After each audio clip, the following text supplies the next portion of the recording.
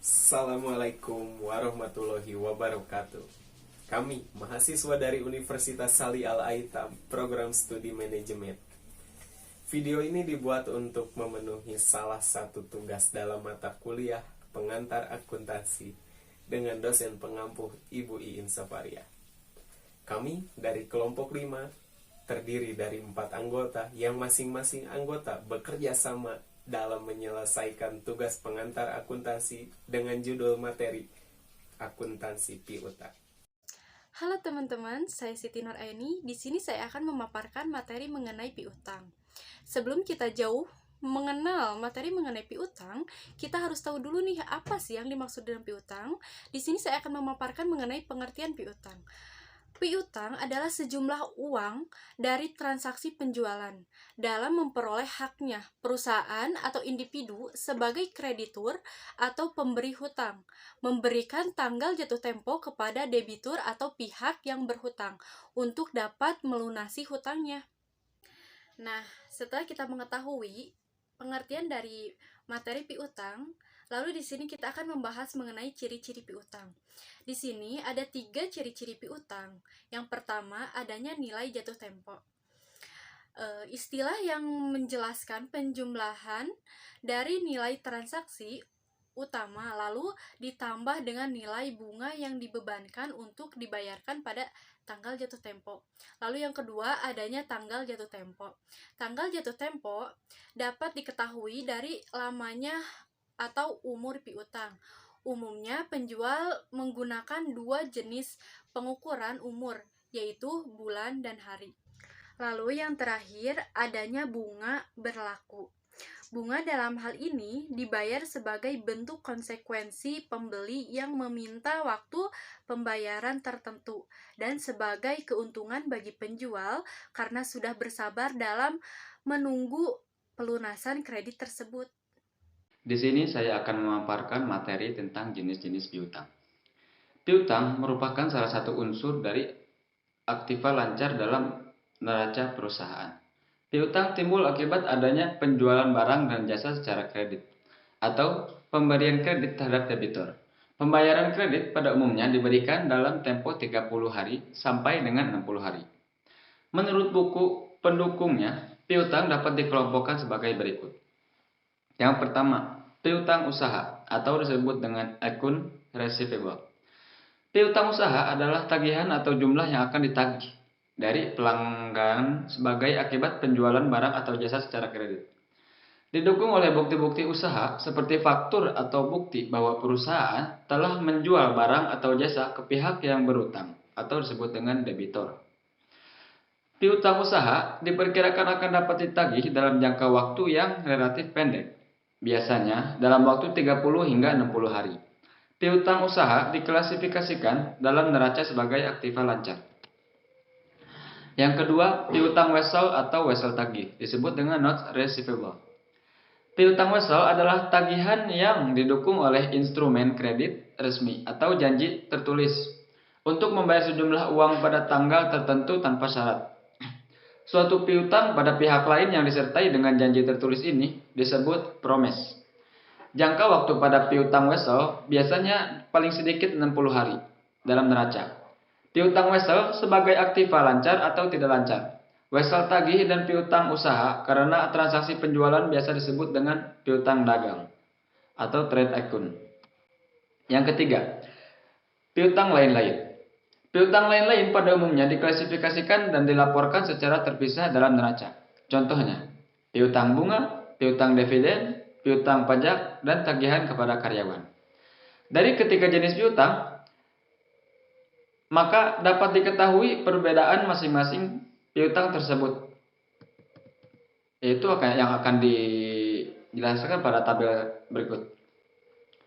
Ciri-ciri piutang usaha, piutang wesel, dan piutang lain-lain. Piutang usaha. Jangka waktu kurang dari tahun. 2/10 atau N/30. Yang kedua, dimasukkan dalam aktiva lancar. Yang ketiga, berkaitan dengan operasi utama perusahaan sehingga harus dapat ditagih. Piutang wesel. Yang pertama, jangka waktu bermacam-macam, tetapi pada umumnya paling sedikit 60 hari. Yang kedua, bagian yang jatuh temponya dalam waktu 1 tahun diperlukan sebagai aktiva lancar, sedangkan yang lebih dari 1 tahun piutang jangka panjang.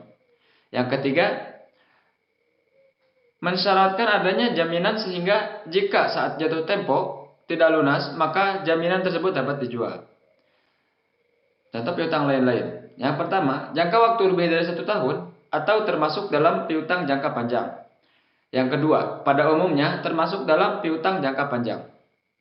Yang ketiga, tidak berkaitan dengan operasi sehari dan biasanya dilaporkan di neraca sebagai kelompok aktiva tidak lancar. Menganalisis piutang usaha, yang perlu diketahui dalam menganalisis piutang usaha adalah hal-hal yang berkaitan dengan pengakuan piutang usaha, pengukuran piutang usaha, dan penilaian piutang usaha. Perkenalkan, nama saya Sarah. Di sini saya akan menjelaskan materi pengakuan piutang usaha.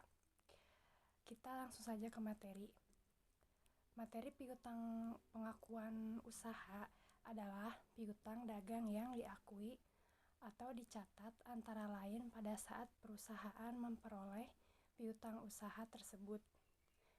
Melalui adanya penjualan kredit, terjadinya retur dan potongan penjualan, serta adanya pelunasan atau tergantung pada syarat penyerahan barang melalui FOB shipping dan FOB destination. Pada FOB shipping point, barang dicatat sebagai persediaan walau barang belum sampai pada gudang pembeli. Tetapi pada FOB destination, nilai barang tidak boleh dicatat sebagai persediaan oleh pembeli sampai barang tersebut sampai dan dilakukan serah terima. Misal contoh, jika tanggal 1 Januari dijual barang secara kredit seharga 10 juta, barang baru sampai ke pembeli tanggal 7 Januari. Nah, saya akan menjelaskan sedikit dari contoh FOB shipping dan FOB destination. Contoh dari FOB shipping yaitu, misal jika kita membeli kulkas, tidak mungkin kita bisa membawa kulkas tersebut karena ukuran kulkas yang besar dan berat. Nah, pasti kita tentunya akan meminta pihak toko untuk mengirim si kulkas itu ke rumah kita. Nah, untuk biaya kirim, ongkos sopir, tanggung jawab kerusakan di perjalanan, waktu pengiriman bukan lagi tanggung jawab tokonya. Nah, melainkan tanggung jawab kita sebagai pembeli. Tentunya dengan kesepakatan yang sudah kita buat sama pihak toko. Dan yang terakhir adalah FOB destination, di mana sistem yang memberlakukan bahwa segala biaya dan risiko yang timbul atas pengiriman barang mulai dari gudang penjual hingga gudang pembeli menjadi tanggung jawab penjual atau free on board. Apa saja syarat-syarat terjadinya sistem ini? Pembeli tidak membayar beban angkut alias free ongkir. Beban angkut ditanggung oleh penjual saat barang masih di dalam perjalanan, maka masih menjadi tanggung jawab penjual untuk barang baru menjadi milik pembeli jika sudah diterima oleh pembeli. Transaksi dicatat ketika barang sudah sampai di gudang pembeli. Nah, untuk contoh ini, misal barang dibeli tanggal 2 Januari 2023. Lalu barang dikirim tanggal 3 Januari 2023. Barang sampai di gudang pembeli tanggal 5 Januari 2023. Tanggal berapakah transaksi dicatat dan diakui? Jawabannya adalah tanggal 5 Januari 2023, yaitu ketika sudah sampai di gudang atau tempat pembeli.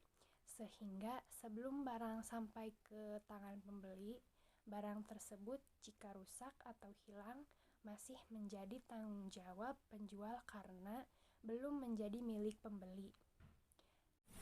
Yang selanjutnya, pengukuran piutang usaha. Dalam hal pengukuran piutang usaha, yang dipertanyakan adalah berapa piutang usaha yang diakui. Nah, hal ini tergantung ada atau tidak adanya diskon. Ada 2 metode yang digunakan untuk pengukuran piutang usaha. Yang pertama, metode kotor, dan yang kedua, metode bersih. Di mana metode kotor pengukuran piutang usaha diakui atau dicatat sebesar nilai faktur. Sedangkan metode bersih, piutang diakui atau dicatat sebesar harga faktur dikurangi dengan diskon. Dapat kita lihat dari contoh tabel tersebut pada tanggal 1 Oktober diskon 2% atas penjualan barang senilai 10 juta rupiah. Nah, kita menggunakan metode kotor terlebih dahulu dengan cara piutang usaha senilai 10 juta dan penjualan senilai 10 juta. Harganya sama 10 juta. Nah, yang kedua dengan cara metode bersih, di mana metode bersih itu nilai faktur dikurangi dengan diskon, yang artinya 10 juta rupiah dikurangi dengan 2%. Di sini dapat kita tulis piutang usaha senilai 9.880.000 rupiah dan penjualan 9.808.000 rupiah. Nah, itu adalah perbedaan antara metode kotor dengan metode bersih. Yang selanjutnya atau yang ketiga, penilaian piutang usaha. Piutang disajikan di dalam neraca sebesar nilai piutang yang dapat ditagih. Menurut prinsip akuntansi Indonesia, piutang harus dicatat dan dilaporkan di dalam neraca sebesar nilai kas bersih atau neto, yang bisa direalisasikan jumlah piutang setelah dikurangi cadangan kerugian piutang atau biasa disebut CKP. Nah, ini adalah contoh penyajian di dalam neraca. Aktiva lancar, piutang dagang atau piutang usaha senilai 10 juta rupiah dikurangi cadangan kerugian piutang senilai 1 juta. Nah, dapat kita peroleh nilai realisasi bersih senilai 9 juta rupiah. Nah, itu ada. Demikianlah presentasi yang dapat kelompok kami sampaikan. Mohon maaf jika terdapat banyak kekurangan dalam presentasi kali ini. Billahi taufiq wal hidayah. Wassalamualaikum warahmatullahi wabarakatuh.